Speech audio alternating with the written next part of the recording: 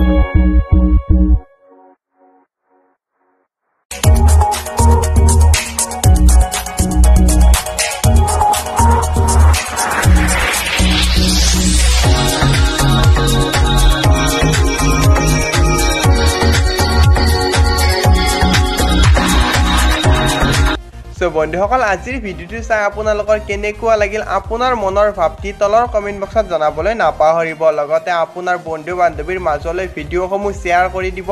লগতে যদি আপুনি এতিয়ালৈকে চেনেলটি সাবস্ক্ৰাইব কৰা নাছিল সো সাবস্ক্ৰাইব কৰি কাষতে থকা বেল আইকনটো দবাই দিব বন্ধুসকল আজিলৈ ইমানে জয় আই অসম